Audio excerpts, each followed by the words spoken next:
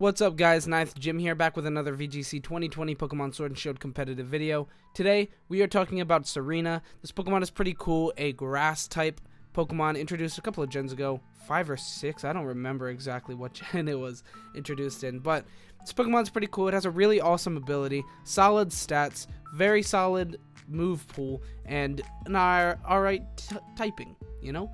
Grass typing's alright. So, let's go ahead and talk about it. So, grass typing, we have 4 resistances: water, electric, grass, ground. All 4 are very relevant in the game. We have weaknesses, 5 weaknesses: fire, ice, poison, flying, bug. It's a bunch, but poison and bug are pretty seldomly played. And so really 3 big ones: fire, ice, and flying. A couple of really bad ones there though: flying, fire, and ice. All 3 are really bad.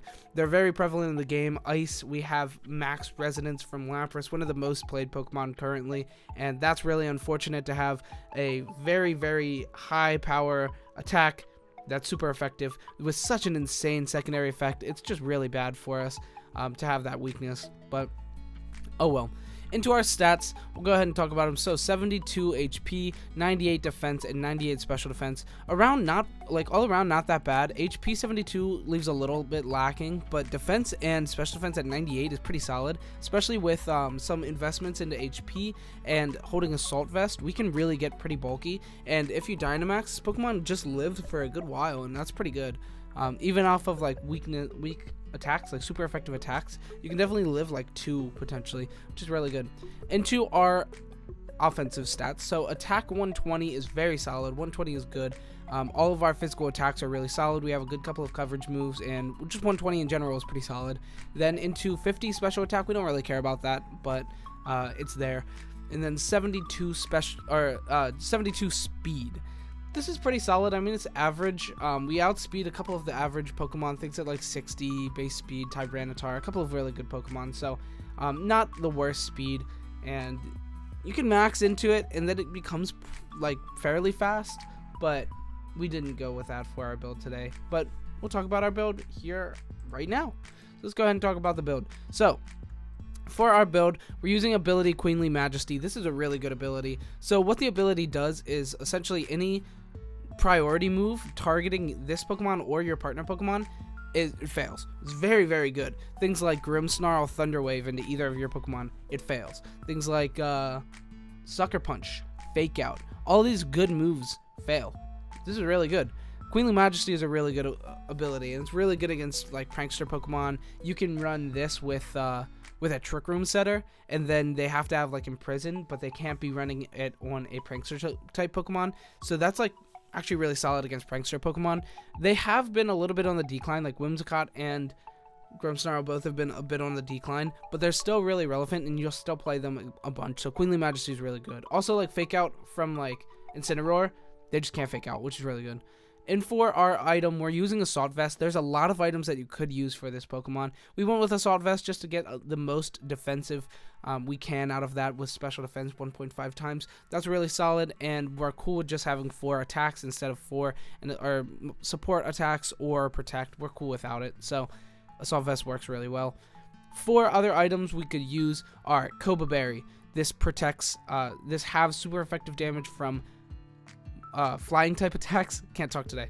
So the biggest reason for that is like Togekiss Max Airstream or something will kill you, but with Assault Vest we don't die to it immediately anyway. We get 2-shot from it, and so same with Koba Berry, we would get 2-shot from it. So I just ran the Assault Vest. Maybe things like Gyarados Bounce Max Airstream might kill, and that's where Koba Berry would be better, but Gyarados has been quite on the decline for a while now, so it's okay. Then we have Weakness Policy. So if you Dynamax this Pokemon and have Weakness Policy, it can be really, really threatening. It could be very solid. Honestly, Dynamax Weakness Policy is a good way of making any Pokemon like fairly good, and Tsareena is good with it too. I was trying to think of the correct way to say that. Is no exception, I guess. Yeah, there is no exception to the weakness policy. Anyway, so then we also have Life Orb. Life Orb is really good at just giving us the constant 1.3 times damage. It's very, very solid, and definitely something if you have like all of these other attacks like or items on your team, like if you're using Conkeldurr with Assault Vest and like I don't know what else with Koba Berry or weakness policy, but you can use like life orb if you want to. And then we also have a guava berry or citrus berry or Iapapa berry, any of the pinch berries, any of the healing berries. It's just something that you can use on this Pokemon if you already have like all the other items on your team. You can use that and it's fine. Then for our attacks, so for our moves, we're using Power Whip, High Jump Kick, U-Turn, and Bounce. Since we're using Assault Vest, we have to use 4 attacking moves. You can definitely switch some of these out for coverage moves. These are just what I went with. Power Whip is our best stab physical attack. It's really, really solid. High Jump Kick for coverage, U-Turn for coverage, and Bounce for coverage, and Max Move being really good. High Jump Kick, Max Move can also be really helpful, boosting our attack, which is good. This Pokemon is a really good contender for Dynamax because, like I said, Assault Vest and its natural bulk, it becomes pretty hard to deal with when it Dynamaxes, and getting max attacks like the High Jump Kick and the Bounce can do a lot of damage and give you really, really solid secondary effects. So that's really good. Other moves that we could use is Play Rough and Zen Headbutt for coverage moves. If you don't want to use U-Turn or Bounce or High Jump Kick, you can switch those out. And then we also have Taunt and Helping Hand. If you're using any move or any item other than the Assault Vest, you can switch out and use any of these moves, which are good. Taunt and Helping Hand are both very solid. Next, we have our investments, our stats EVs. So what we went with is 252 into HP and 252 into attack, just being as bulky and damaging as possible. 4 leftover into special defense just because to go into for our Assault Vest, an extra 1.5 is pretty solid. So and then we also went with Adamant Nature being plus attack minus special attack, just to do as much damage as possible. That's going to be it for our actual build. We'll go ahead and talk about some synergetic Pokemon real quick. So first off, we have Rotom. It covers a lot of our weaknesses. It destroys flying. It destroys rock. Why would I mention it destroys rock? It destroys flying and fire. That's what I meant, not rock. I don't know why I said rock, but yeah, that's pretty solid because like flying and fire are the scariest things for Tsareena, and ice of course, but yeah, for Rotom Wash, it destroys the flying and fire, which is really good. It also provides another ground immunity, so your team is kind of just like not scared of ground Pokemon if you have Tsareena and Rotom Wash, which is good. Next, we have Excadrill and Tyranitar as synergetic Pokemon. It's a very fast and very aggressive means of play, which is really good. You also have Queenly Majesty to prevent anything like Prankster Will-O-Wisp from Sableye or something like that, which is good, but not really that big. They also really just cover all of your weaknesses and help a lot. They destroy things like rock. I keep saying rock. They destroy fire with ground. They also destroy flying with rock. I don't know why I keep saying like they destroy rock Pokemon. They do, but that's not important. Anyway, so they also destroy ice, which is really good. So that can provide a really good matchup for Lapras. If you're using a Tsareena team, you're scared of Lapras, you can just run those Pokemon on it, and they help a lot. Anyway, that's gonna be it for the build. So we're gonna go ahead and talk about our speed tiers. So for speed tiers, here we are at 92, right in the middle, outspeeding a lot of good Pokemon: Hitmontop, Gothitelle, Tyranitar, Aegislash, Lapras, Jellicent, Sylveon. A few of these might be outspeeding you. Tyranitar, if it's max invested into speed, will outspeed you. Same with Gothitelle or Hitmontop, but both of those are pretty unlikely to be outspeeding you. So really just Tyranitar, and then we outspeed all of the other Pokemon below us, which is really strong. And then a couple of things that do outspeed us: Togekiss. This was the most unfortunate one. Togekiss will always be outspeeding us unless we invest into speed, which we do in our single Spotlight build, but not in our VGC build. And then Milotic and DDF in Rotom form changed. All of these Pokemon are not insanely threatening. However, Togekiss is super threatening.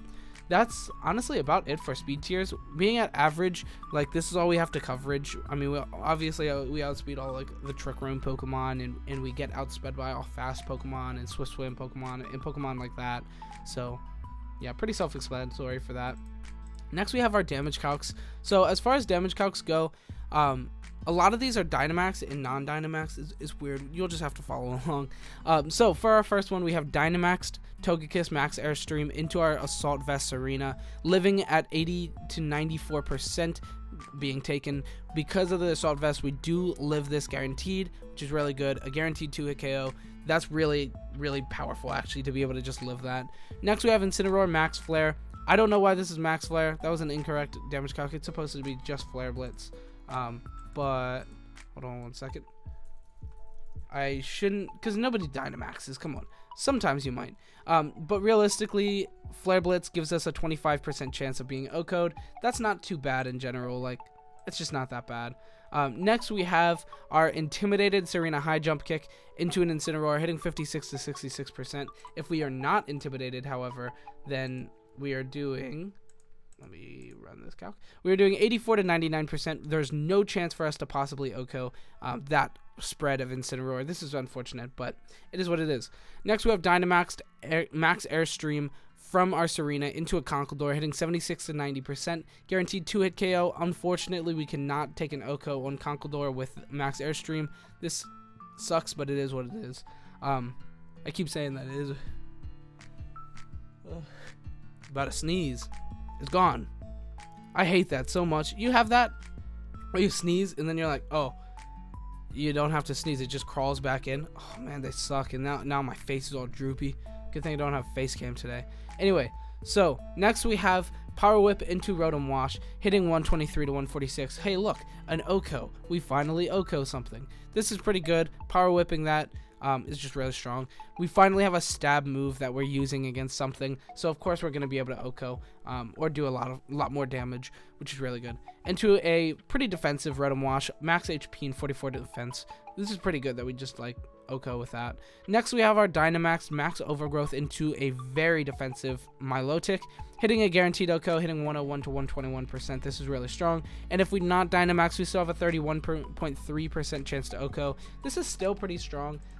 If you do go up against a Milotic and you want that kill really bad turn 1, I would definitely max because it's guaranteed, and then we're in a really good position. So that's about it for our damage calcs. We'll go ahead and talk about single spotlight real quick, and then I'm out. So for single spotlight, we are running, of course, Queenly Majesty. It's an amazing ability. And then we're also using heavy duty boots just so that we can come in on any kind of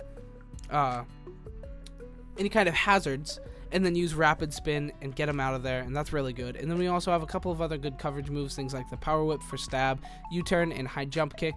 I wanted to run knockoff, but you can't get knockoff, and Smogon lies, but oh well. So yeah, U-turn, not bad.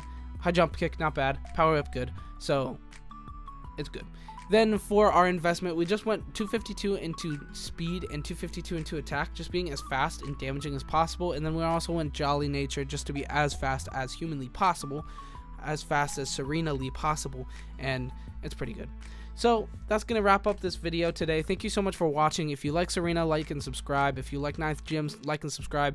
If you like this kind of content, like and subscribe. Pretty much what I'm saying is like and subscribe. It means so much to me.